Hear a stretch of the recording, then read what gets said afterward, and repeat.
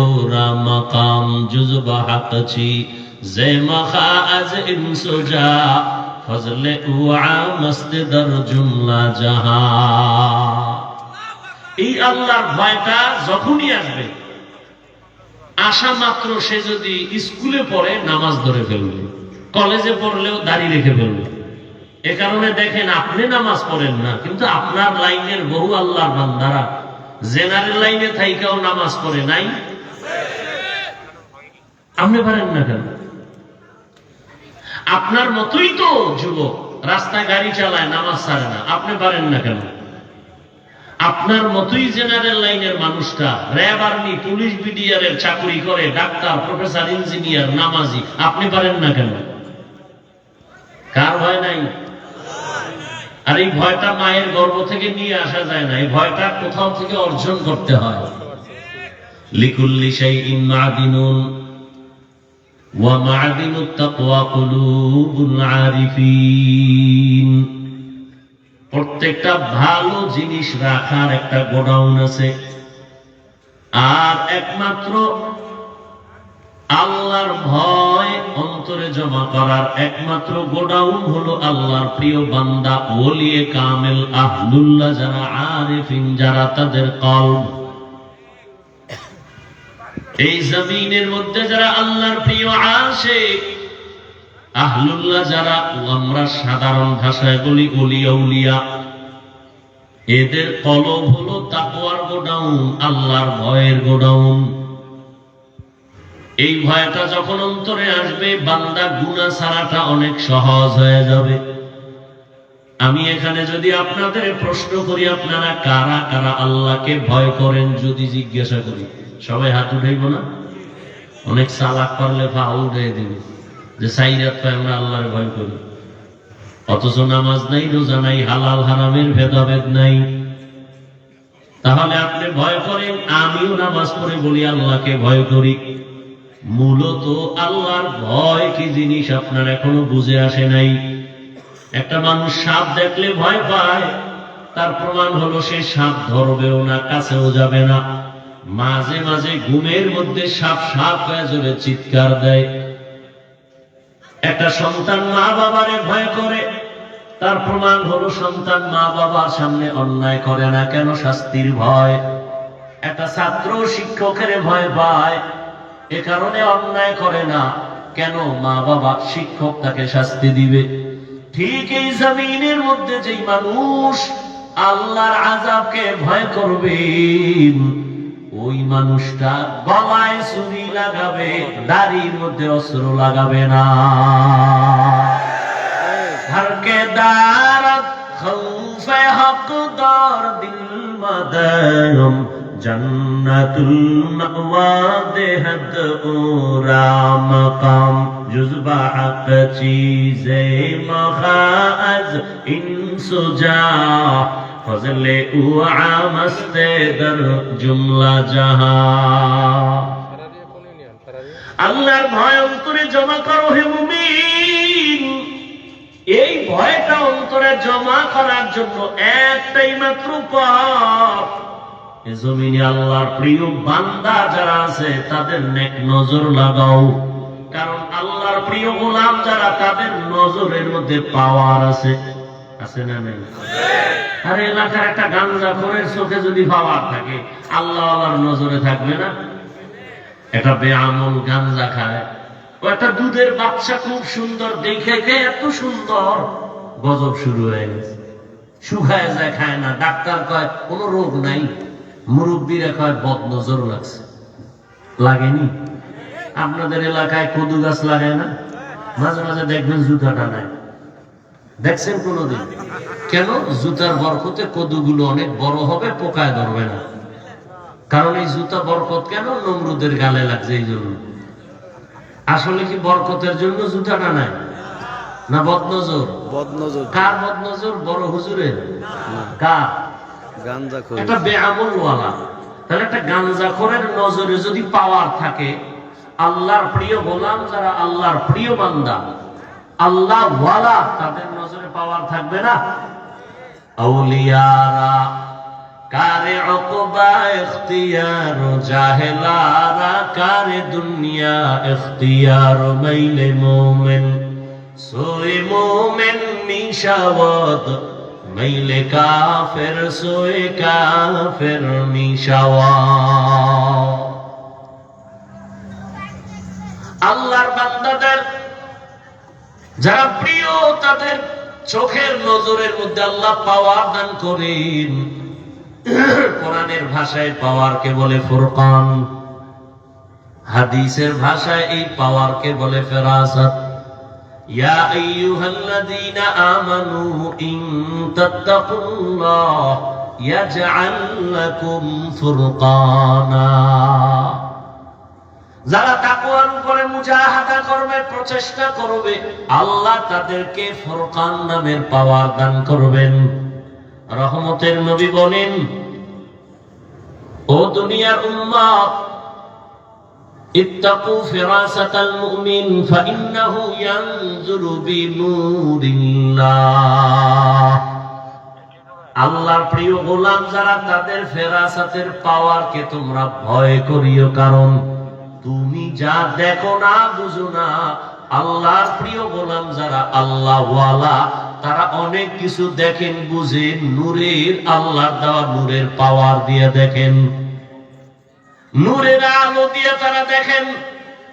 আর এই যে পাওয়ার, এটা আল্লাহ কোনো বেনামাজিকে দিবেন না, কোন গুনাহগার মারাত্মক অপরাধীকে আল্লাহ দিবেন না, আল্লাহ দিবেন তাকওয়াওয়ালাকে। আর এই পাওয়ার যদি পায়, তাহলে সে জমিনে বসে অনেক কিছু দেখবেন যেটা সাধারণ মানুষ দেখবে না।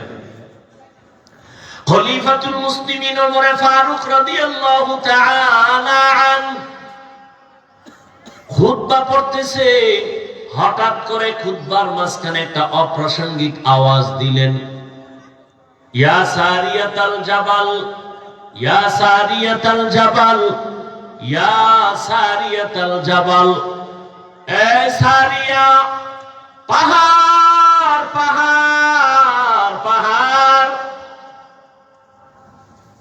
ওমর যেখানে আওয়াজ দিছেন, এখান থেকে সারিয়া 2000 কিলোমিটার দূরে ইরানে যুদ্ধ করে।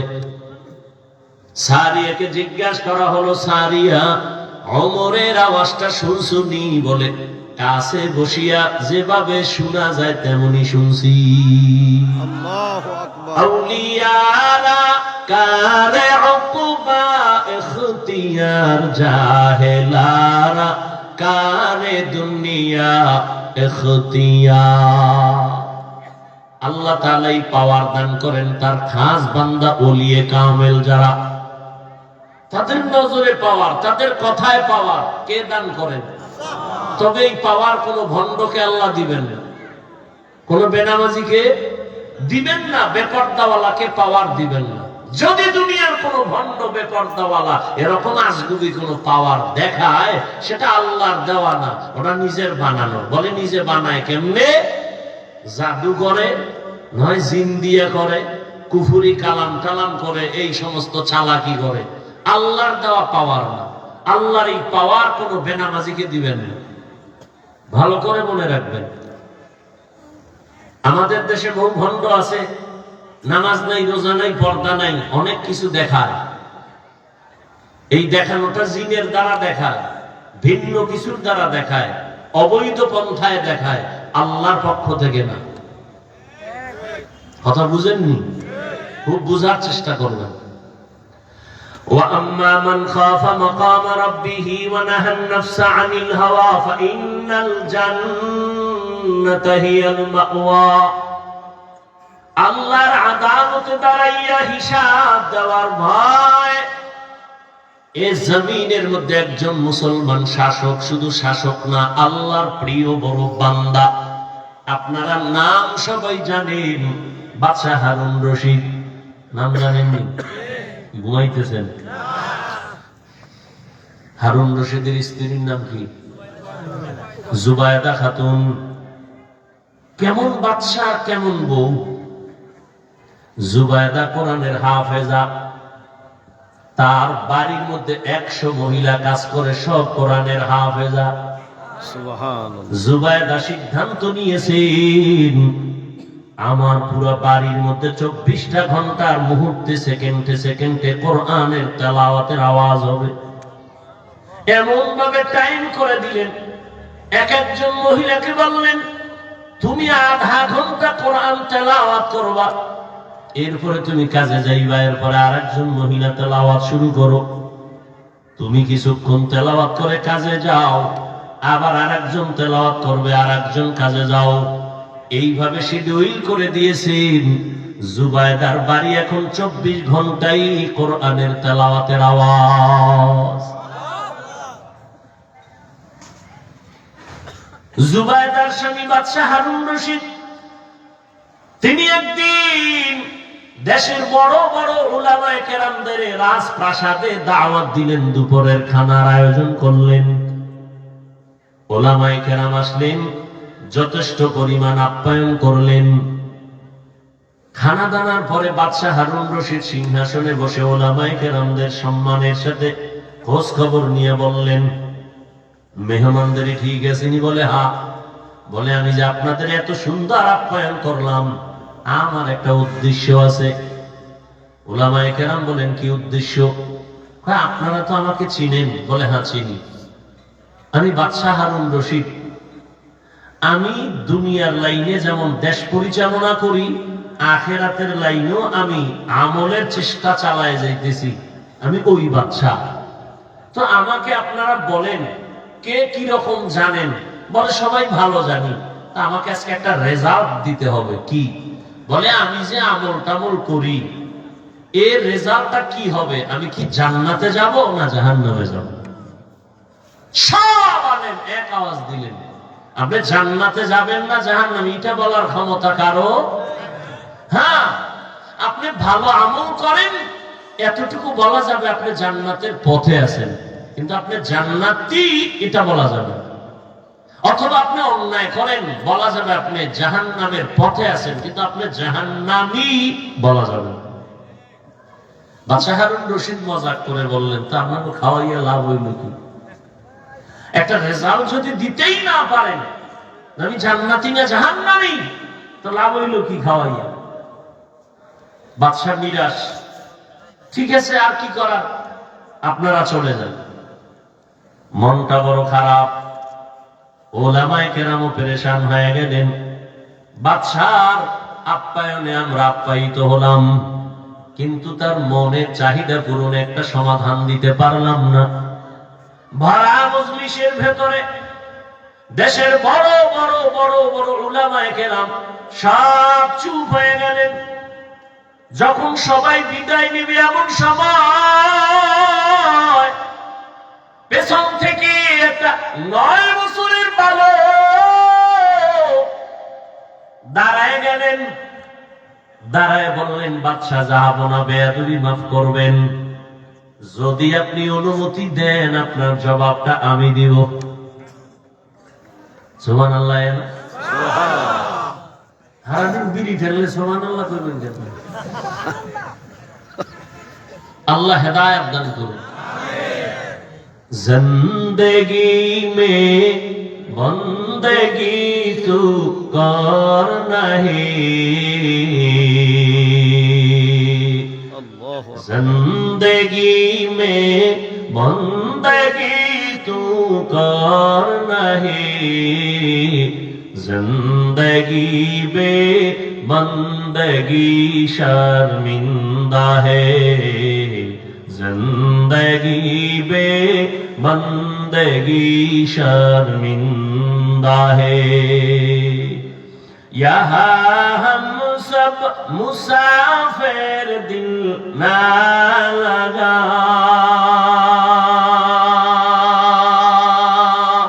अहले दिल की नजर से रूह करता जा,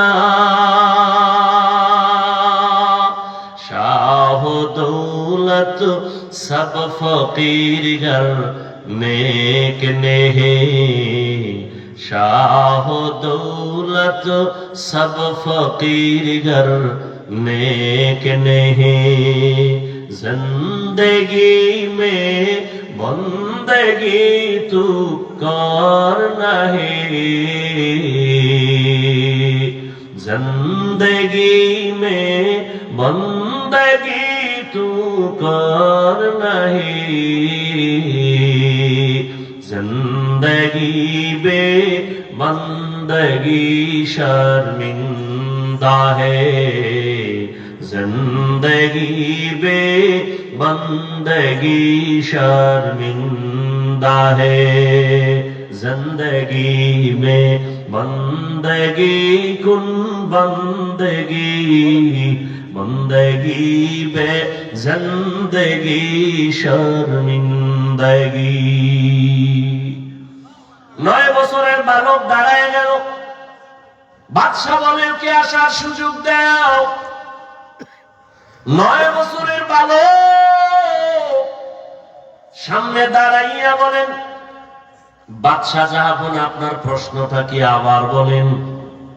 বলে আমার প্রশ্ন হলো আমি বাদশা হারুন রশিদ জান্নাতি নাকি জাহান্নামী। 9 বছরের বালক বলে জবাবটা তো আমি দিব। বলে হ্যাঁ, তবে আপনার কাছে প্রশ্ন, যে প্রশ্ন করে সে কি উপরে, না যে জবাব দেয় সে একটু বড়। বাদশা হারুন রশিদ বলে জবাব যিনি দিবে তুলনামূলক তো কিছু সময়ের জন্য হলেও সে বড়। 9 বছরের বালক বলে বেয়াদবি ক্ষমা করবেন, আমাকে সিংহাসনে বসাইয়া আপনি নিচে নেমে আসেন। বাদশা তো দুনিয়াদার গাদ্দার না, বাদশা তো একটু দিনদার, অহংকারী ভাব নাই।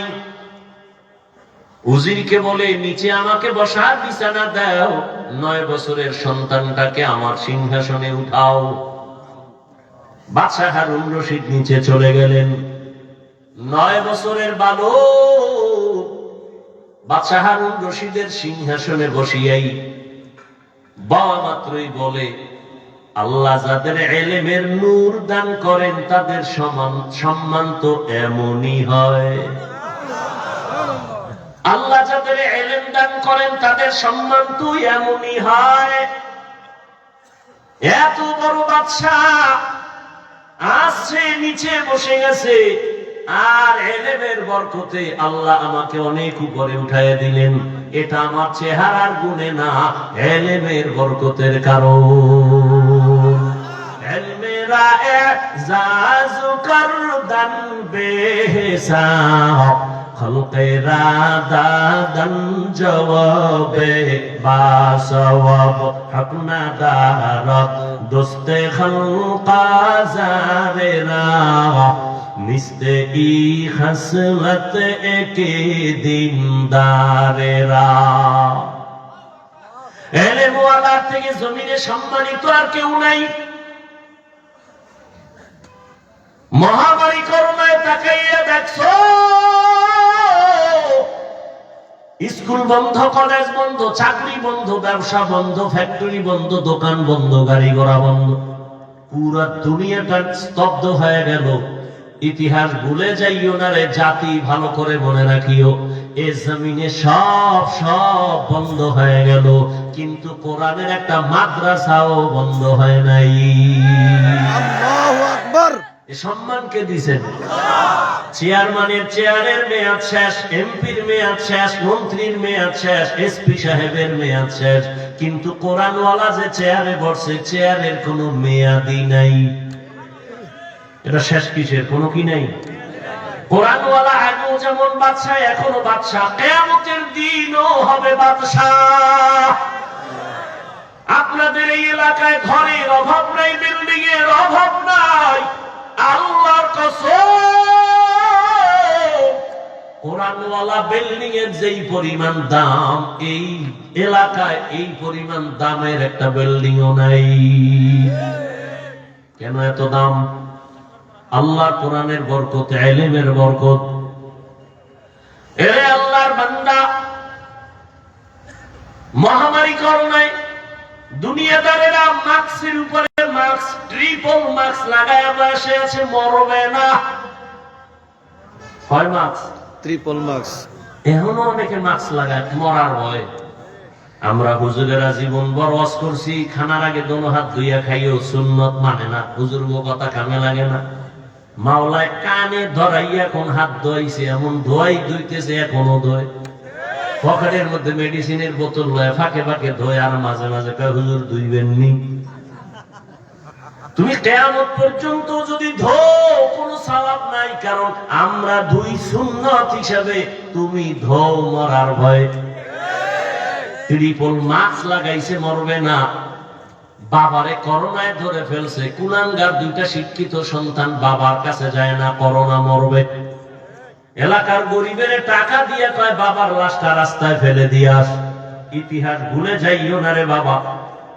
লোকেরা টাকা পাইয়া লাশটারে টেনে টেনে রাস্তার পাশে দিয়ে ফেলাইলো। ছেলেরা আর জানালা দিয়েও তাকায় নাই, বাবার লাশের জানাজা হলো না, গোসল হলো। ইতিহাস ভুলে যাইও না রে মুমিন। ওই করোনার সময় আমার দেশের টুপিওয়ালারা, উলামায়ে কেরামেরা শত শত করোনার লাশ নিজের কাঁধে নিয়ে গোসল করাইয়া, কাফন পরাইয়া, দাফন করাইয়া, জানাজা পড়াইয়া কবরে দিলেন। একজন হুজুরেও করোনায় মরে নাই। মেরা এজাজু করদান বেহিসাব, খলকেরা দাদান জবাবে বাসওয়াব। এলেমের সম্মান কে দান করেন? আল্লাহ। এজন্যই তো ১৫০০ বছর আগে বিদায় বেলা রহমতের নবী চ্যালেঞ্জ দিয়ে গেলেন, قال رسول الله صلى الله عليه وآله وسلم تركت فيكم أمرين لن تضلوا ما تمسكتم بهما كتاب الله وسنة رسوله।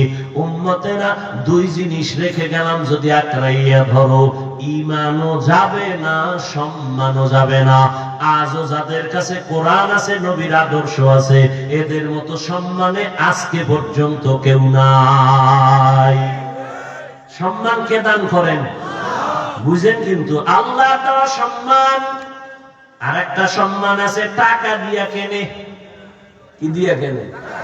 যেমন এটা সম্মানের চেয়ার, আমি মেহমান এলেমের কারণে বসছি, আবার এলাকার এক মাস্তানাইয়া বসবে, টাকা দিয়ে কিনে বসবে, এই ক্ষমতার চেয়ারে আমি বসবো। ব্যবধানটা কি? টাকা দিয়ে সম্মান কিনলে প্রথমে ফুলের মালা, ফাইনালে জুতার মালা। আর আল্লাহ দেওয়া সম্মান যারা পাবে, এরা দুনিয়ায়ও বাদশাহ, পরকালেও বাদশাহ। যারা দুনিয়া দুনিয়া করে, দুই জিনিস পাওয়ার জন্য দুনিয়া দুনিয়া করে, এক চায় শান্তি আর এক চায় সম্মান। কিন্তু এই দুনিয়াদারেরা একটাও শান্তিতেও নাই, সম্মানেও নেই। 10 তলা বিল্ডিং শান্তি? তো বিল্ডিং দিয়ে মাস্তানি করে লাভ কি, যদি বিল্ডিং থুইয়া জঙ্গলে ঘুমানো লাগে? সুইস ব্যাংকে কোটি কোটি টাকা রেখে মাস্তানি করে লাভ কি, যদি ওই টাকা তোর বংশের কেউ খেতে না পারে? এই মাস্তানি করে কোনো লাভ আছে? কোনো লাভ নেই। বড় ওই কপাল পোড়া নিজেও গেল, ওর শিশু বাচ্চা মাইয়া পোলা দিলেও বিপদে ফেলায় গেল। কথা ঠিক না? বাপ নামের কলঙ্ক। অথচ বাপ হওয়া উচিত আদর্শ বাবা।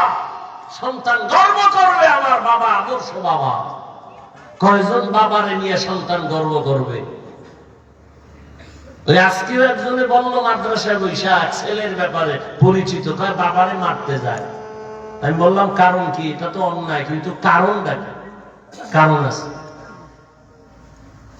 কারণ হইল গজবের মোবাইল নিয়া কি করতে না পারে তাই করে। ঘরে ঘরে ঘরে ঘরে জেনা চলে, জেনা চলে সারা রাত। ছেলে এক রুমে ঘুমায়, সেও মোবাইল দিয়ে জেনা করে, চোখের জেনা, কানের জেনা, জবানের জেনা, অন্তরের জেনা। মেয়ে আর এক রুমে ঘুমায়, সেও সারা রাত মোবাইল চালায়, স্ত্রীও মোবাইল চালায়, স্বামীও মোবাইল চালায়। ঘরটা পুরা জেনার কারখানা বানাইছে। উচিত ছিল আল্লাহর গজব পইরা ধ্বংস হয়ে যাওয়া। ঘুম থেকে উঠা দেখা উচিত ছিল চেহারাটা শুকর হয়ে গেছে। কেন হয় না? মুহাম্মদের উম্মত হওয়ার কারণে হয় না। চিন্নি না রে নবীর উম্মতেরা কেমন মায়ার নবী আমার। যেই নবী জীবনে কোনোদিন একটা মিথ্যা কথা বলেন নাই রে মুমিন, যেই নবী কোনোদিন তার জবান মোবারকে কোনোদিন একটা গালি দেন নাই, হাজারো গালি শুনছেন, একটা গালির জবাবও দেন নাই। প্রত্যেকটা মানুষ যদি চিন্তা করে, স্বামী হইয়া যদি চিন্তা করে রহমতের নবী স্ত্রীর সাথে কেমন আচরণ করছেন, শুধু এতটুকু ভাবে, কি করছেন জানার দরকার নেই, শুধু ভাববে নবী কি আচরণ করছেন জানি না, কিন্তু কি করছেন অবশ্যই ভালো করেছেন, শুধু এতটুকু ভাবলে কোন স্বামী স্ত্রীর উপরে জুলুম করবে না। প্রত্যেকটা বাবা যদি ভাবে রাসূল সন্তানের সাথে কেমন আচরণ করছেন, শুধু এতটুকু ভাববে, ওই বাবা কোনোদিন সন্তানের উপরে জুলুম করবে না। প্রত্যেকটা সন্তান যদি এইভাবেই ভাবে, কারণ আমার নবী তো আদর্শ, দুই জিনিস ধরে রাখলে ঈমান যাবে না, সম্মান যাবে না। রহমতের নবী আমার ওই দুই জিনিস দিয়ে গেলেন, এখনো যদি ধরে রাখে, যাদের কাছে আছে খালি আলেম না, দুনিয়ার লাইনেও যদি এই দুই জিনিস যারা ধরে রাখছে তারা এখনো সম্মানে আছে, কোনো পেরেশানি নাই। ইজ্জত আল্লাহ তাদেরকে দিছেন, সম্মানও দিছেন, ঈমানও ঠিক আছে। ওই 9 বছরের বালক সিংহাসনে বসিয়া কয়, এলেমের সম্মান তো এমনই হয়, এলেমের কারণে সম্মান, এই সম্মান আল্লাহ দান করেছেন, এই এলেমের বরকতের কারণে তো এই এলাকায় সম্মান, এই ছাত্রদেরও সম্মান। যার কাছে এলেমের নূর আছে তার কাছে কোনোদিন অসম্মান গিয়া ধাক্কা লাগবে না। আমি একদিন মাদ্রাসায় বসা ওই যে বক্তব্যে ছোট ছোট পোলাপান পড়ে বাচ্চারা, নবী কইছে এলেম শিখলে সম্মান, তোরা তো আলেমও নাই, মাত্র আলিফ বাতা বইরা অর্ধেক পড়ছো, তো আম পড়া পড়ছো, যতটুকু পড়ছো ততটুকু সম্মান, কিন্তু তোরা পাইতেছো ভাই কেমনে? আমি যখন বাড়ি যাও, তোর ভাই বোন আছে নি? কাহা আছে? তোর আম্মা যান সবাই অর্ডার দেয়, তোরে দেয় না। ভাই বোনেরা কয় ওরে কও না কেন? মা কয় হাফেজ সাপ। মা কয়নি? হ্যাঁ হাফেজ সাপ বাড়ি এসে 3-4 দিন বেড়াইতে, ওর বাড়ি তো এটা না, ওর বাড়ি তো মাদ্রাসা। মা অর্ডার দেয় না কেন? আমার বাচ্চাটা কোরআন পড়ে, মজা কইরা আনন্দে কয় হাফেজ সাপ, অথচ কোনো কোরআন শরীফ পুরোপুরি নিতেও পারে নাই। যতটুকু আল্লাহর ইলম অন্তরে নিছে ততটুকু সম্মান মায়ের থেকেই শুরু হয়ে গেছে। বাবাও মুহাব্বত করে, সম্মান করে, ওরে কোনো কাজের অর্ডার দেয় না, অন্য ভাই বোনের অর্ডার দেয়, এটা কর সেটা কর, মাদ্রাসায় পড়ার ছেলেটারে অর্ডার দেয় না। আল্লাহ সম্মান এখনো রাখছেন, এই সম্মান নেওয়ার জন্য বান্দা জমিনে ইলম ওয়ালার সাথে সম্পর্ক লাগাও। 9 বছরের বালক বলে, বাদশা এবার আবার প্রশ্ন করেন। বাদশা বলে, আমি বাদশা হারুন রশিদ জান্নাতি না জাহান্নামী বলো। 9 বছরের বালক বলে, রে বাদশা আমার একটা প্রশ্ন আছে। বলে কি? জীবনে আপনার কোনদিন এমন ঘটনা ঘটছে নাকি? বলে কি?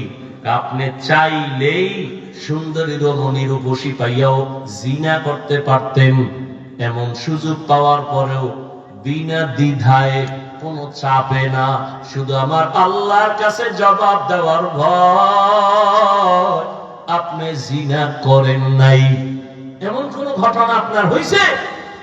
বাদশা হারুন রশিদ চোখের পানি ছেড়ে দিছে, দিয়া কয়, রে বাবা এই রকম ঘটনা একবার আর দুইবার না, বহুবার আমার সামনে এ দেশের বড় সুন্দরী আসছে, আমি চাইলেই গুনাহ করতে পারতাম, তবে আল্লাহর আদালতে দাঁড়াইয়া হিসাব দেওয়ার ভয় আমার অন্তরে জমা যখন হয়ে গেছে, আমি একবারও জিনা করব দূরের কথা, 2 চোখ দিয়া সুন্দরের দিকে তাকাইও নাই।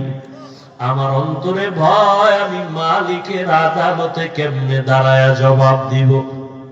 এই রকম কয়েকবার হয়েছে, আমি সুযোগ পাইছি কিন্তু আল্লাহর ভয়ে গুনাহ করি নাই। 9 বছরের বালক কয়, আমি নিশ্চিত বললাম আপনি বাদশাহ হারুন রশিদ জান্নাতি। আল্লাহু আকবার। সব ওলামায়ে কেরাম দাঁড়ায় গেল। আমরা এত বড় বড় আলেম কেউ বলতে পারি নাই তুমি 9 বছরের বালক, কেমনে বলেছো বাদশাহ হারুন রশিদ জান্নাতি? 9 বছরের বালক বলে আমি 9 বছরের হলে কি হবে? আল্লাহ আমাকে ইলম দান করছেন, ইলমের নূর। আমি দলিল ছাড়া বলি নাই, ডাইরেক্ট আমি কোরআন থেকে দলিল দিব। বয়স কম এই জন্য ইলম কম না।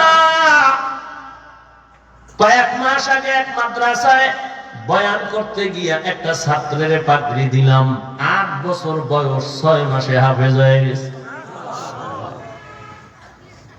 আর আপনি এত বড় পণ্ডিত, আদর্শ লিপি 10 পৃষ্ঠা মুখস্থ পারেননি? পারেন? 10 পৃষ্ঠার আদর্শ লিপি এটাই পারেন না। আর 8 বছরের সন্তান 6 মাসে হাফেজ। কার কুদরত? আম্মা জানা আয়েশা রাদিয়াল্লাহু তাআলা আনহা রহমতের নবীর সাথে 6 বছরের বয়সে বিবাহ। ও পর্দার আড়ালের আম্মা জানেরা, ভালো করে শুনেন।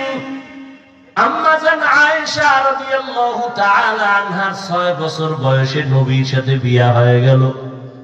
9 বছর বয়সে আম্মা জান নবীর ঘরে আসলেন। 18 বছর যখন বয়স, রহমতের নবী দুনিয়া থেকে চলে গেলেন। হিসাবটা বুঝলে বলেন আম্মা জান আয়েশা নবীজির ঘর করলেন কতদিন? 9 বছর। টোটাল বয়স কত? আমগো বোনদের তো 18তে বিয়েই হয় না। আবার এর মধ্যে আর এক দলে আগুন জ্বালায় দিছে, বাল্য বিবাহ হবে না। আছে না নাই? একদলে আগুন লাগায় বাল্য বিবাহ চলবে না, তো কি চলবে? কয় আকাম চলবে। আকাম বিবাহ চলবে না, আকাম চলবে। এই যত আকাম হচ্ছে, বাল্য বিবাহ বন্ধ করে যারা আকামের রাস্তা খুলে দিছে, সবগুলোর একটা অংশ এই বিবাহ বন্ধকারী আল্লাহর দুশমনের আমলনামায় চলে যাবে। কি সুবহানাল্লাহ। কয় ভাই দাওয়াত? কয় আলহামদুলিল্লাহ। কয় আপনার বাড়ি? কয় নাউজুবিল্লাহ। আম্মা জান আয়েশা রাদিয়াল্লাহু তাআলা আনহা মাত্র 9 বছর রহমতের নবীর ঘর করেছেন। এই 18 বছরের বয়সের 9 বছরে আম্মা জান কি পাইলেন?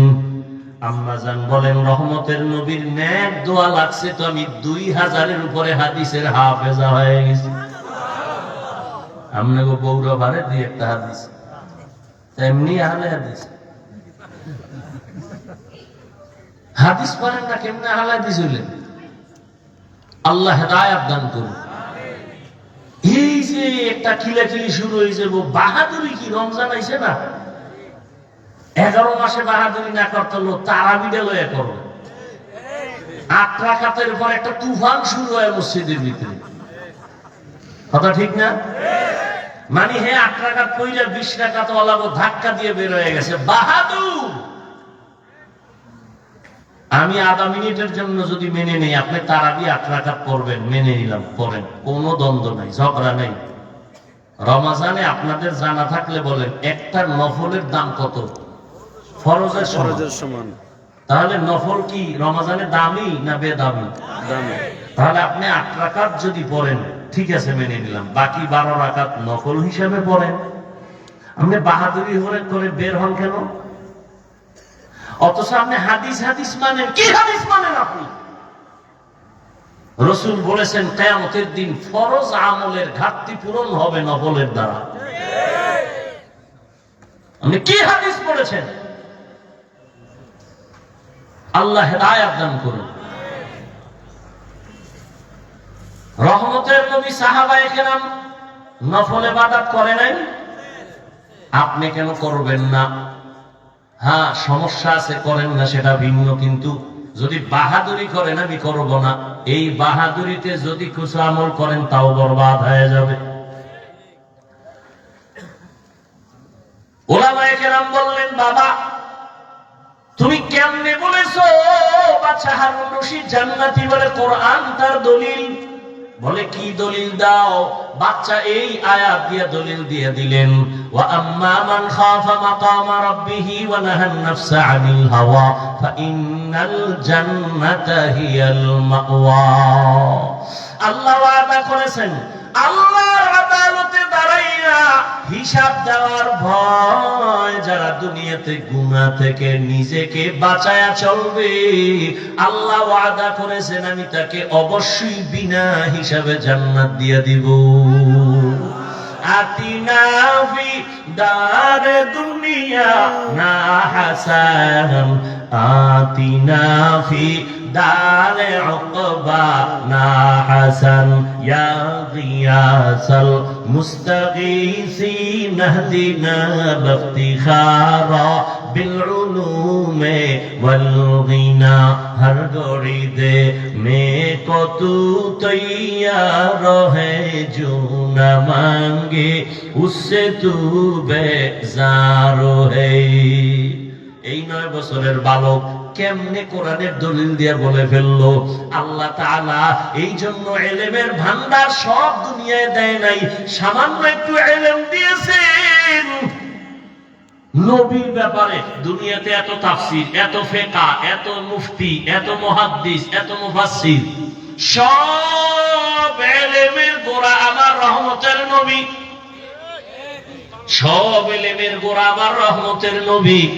আর সেই নবীর ব্যাপারে আল্লাহ কয়, মা উতিতুম মিনাল ইলমি ইল্লা কালিলা, আমি আপনাকে সামান্যতম ইলম দান করেছি, আর সব ইলম আমি মাওলা কুদরতে জমা রাখছি। আমি মাঝে মাঝে দিব, মাঝে মাঝে দিব, মাঝে মাঝে দিব, তবে চাইতে হবে। আল্লাহ কয়, নবী আপনি কেমনে চাইবেন আমি শিখাই দিই। আপনি সব সময় চাওয়ার দোয়া করবেন, রব্বি জিদনি। আপনি দোয়া চা করবেন আর আমি ইলম দিব। কিয়ামত পর্যন্ত এই দরজা খোলা। আমি মাঝে মাঝে আমার মুহাব্বতের গোলামদের ইলমের দরজা দিয়ে সিনাটা খুলে দিব। ইলমের নূর তার সিনায় যখন ঢেলে দিব, ওই বান্দা সামান্য কিছু ইলম থাকলেও পাওয়ার হবে তার অনেক বেশি। হাজী ইমদাদুল্লাহ মুহাজিরে মক্কি রাহমাতুল্লাহি আলাইহি যদিও জাহিরি ভাবে কিতাবাদি বেশি পড়েন নাই, কিন্তু আল্লাহ এই পরিমাণ ইলমের নূর তাকে দান করেছেন। ভারতবর্ষের ইলমের মহাজ্ঞানী সমস্ত আলেম যারা, সবাই তার নাম জানে। রশিদ আহমদ গঙ্গুহি রহমাতুল্লাহি আলাইহি এত বড় ইলমওয়ালা, তিনিও গিয়া হাজী সাহেবের দরবারে গিয়া মারিফতের রং লাগায়া বায়াত গ্রহণ করেছেন। আল্লাহ তাআলা ইলমের দরজা দিয়া কিয়ামত পর্যন্ত আল্লাহ যাকে পছন্দ করেন তার সিনাটা খুলে দিবেন। 9 বছরের বালক জবাব দিয়ে দিছে, কে সেই 9 বছরের বালক? সাধারণ কোনো বালক না, আল্লাহ তারে এমন ভাবে কবুল করেছেন, তিনি হলেন এ দুনিয়ার বর্তমানে সবাই তার, অনেক মানুষ মুসলমানেরা অনুসরণ করে তার মাযহাবের। তিনি এক মাযহাবের ইমাম, ইমাম শাফিঈ রাহমাতুল্লাহি আলাইহি। আল্লাহ তাকে এমন মাকাম দান করেছেন। এজন্যই তোরে মুমিন গুনাহ থেকে নিজেকে বাঁচাও, জবানটারে গুনাহ থেকে বাঁচাও। তুমি যখন যা চাইবা আল্লাহ তখন তাই দিবেন। আল্লাহর কাছে পবিত্র জবান দিয়ে একটা ডাক দিও, আল্লাহ দেওয়ার জন্য রেডি। বান্দা তুমি গুনাহ থেকে নিজেকে বাঁচাও, তোমার চোখ হেফাজত করো, তোমার হাত হেফাজত করো। এই আল্লাহর ভয় যদি অন্তরে জমা করতে চাও, এই ভয়টা নেওয়ার একমাত্র ঠিকানা আল্লাহ ওয়ালাদের নেক নজর। আল্লাহ ওয়ালাদের নেক নজর লাগাইয়া অন্তরকে পরিশুদ্ধ করো, গুনাহ থেকে মুক্ত হও। দেখবা তোমার সিনাটাও আল্লাহ ইলমের নূর দিয়ে ভরপুর করে দিবেন।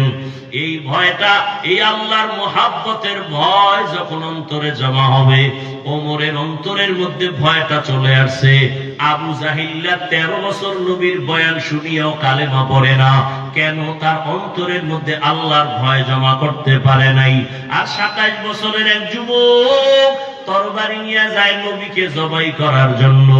নবীরে দেখা মাত্রই তরবারি ফালাইয়া কালেমা পড়ে ফেললো। আবার নবী এমন ভাবে তাকে তাওয়াজ্জু দিয়ে দিলেন, তরবারিটা হাতে নিয়া বেঈমানের মোকাবেলায় দাঁড়ায় বলে, রে বেঈমানেরা আমার সামনে দাঁড়াও, যদি ইসলামের বিরুদ্ধে নবীর বিরুদ্ধে কথা বলতে চাও আমার সামনে দাঁড়াও, মুহাম্মদের প্রয়োজন হবে না, আমি ওমরের তরবারি যথেষ্ট হয়ে যাবে। আল্লাহর ভয় এই পরিমাণ তার অন্তরে আল্লাহ ঢুকাইলেন। ওমর এখন যেই পথ দিয়া যায় শয়তান ওই পথে চলে না। একটা যুবক ছেলে একটা মদের বোতল নিয়ে রাস্তা দিয়ে হাঁটে, আনন্দ করে, হঠাৎ করে তাকায় দেখে ওমর আসতেছে, অন্তরের মধ্যে ভয়। ও আল্লাহ তুমি ওমরের হাত থেকে বাঁচাও, কারণ ওমর কথার আগে তরবারি চালায়। ওই লোকটা যুবক মদের বোতল নিয়ে চুপচাপ দাঁড়ানো। ওমর চোখে চোখ লেগে গেল, কিছু দূর কাছে আইসা কয়, এই যুবক কি আছে বোতলে, আমার হাতে দাও। বোতলটা যখন দিতে চায় না, যুবক কাঁপতেছে, ভয় পাইস না, বোতলটা আমার হাতে দে। দেওয়া মাত্র ওমর নিয়ে দেখে পুরা বোতলে এক ফোঁটা মদও নাই, পুরা বোতলটাই দুধের দ্বারা সাদা। আল্লাহর ভয়। এই ওমর অর্থ দুনিয়ার খলিফা, দিনের বেলা মানুষের বিচার করেন, রাতের বেলা ঘুমায় না, ঘুরা ঘুরা খবর নেয় আমার এলাকার মানুষের কি হালাত। হঠাৎ গিয়ে দেখে পাহাড়িয়া জঙ্গলের পাশে একটা ছোট বাতির ঘর দেখা যায়। ওমর একা সেখানে গিয়া চুপচাপ দাঁড়াইলেন। শুনে ঘরের মধ্যে মহিলাদের আওয়াজ শোনা যায়। এক মা তার মেয়েকে ডাক দিয়া কয়, ও সন্তান বাজারে দুধ বিক্রি করতে নিবি, পানি বেশি দিয়া নিবি। মেয়ে ডাক দিয়ে কয়, মা ওমর যদি খবর পায় তরবারি দিয়া কল্লা ফেলে দিবে। মা কয়, ওমর তো দেখবে না। মেয়েটা ডাক দিয়া কয়, মা যদি ওমর দেখবে না তবে ওমরের আল্লাহ আমাদের দেখবেন। ওমর এই কথা শুনে চলে গেছে। পরের দিন আদালতে ওই মহিলাকে ডাকানো হলো, মেয়েটাকেও ডাকানো হলো। সম্মানের সাথে ওমর বললেন, ও পর্দার আড়ালের মা, আপনার মেয়েটা এত সুন্দর, আল্লাহ ভীতি নিয়ে চলে, আমি বড় মুগ্ধ। আপনি যদি মনে কিছু না নেন, আপনার মেয়েটাকে আমি ওমরের ছেলের জন্য বউ বানাতে চাই।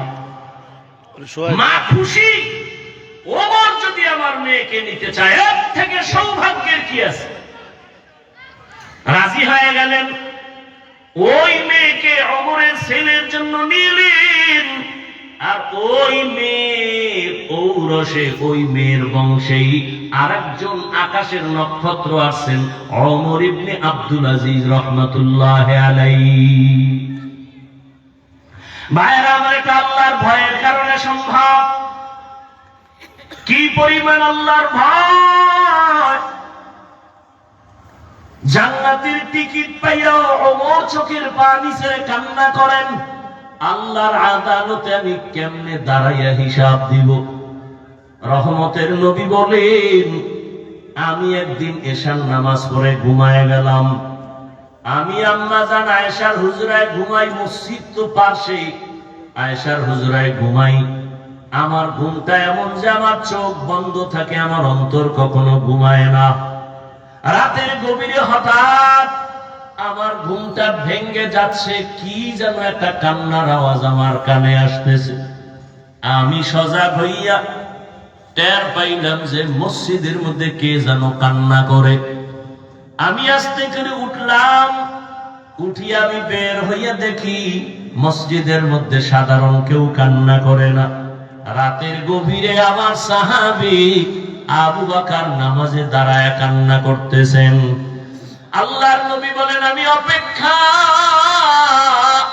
আবু বকর নামাজ শেষ করার পরে আমি জিজ্ঞাসা করলাম, ও আবু বকর, এই গভীর রাতে আপনার কান্নার আওয়াজে আমার ঘুম ভেঙ্গে গেল, আপনি নামাজের মধ্যেই রাতে কাঁদলেন কেন?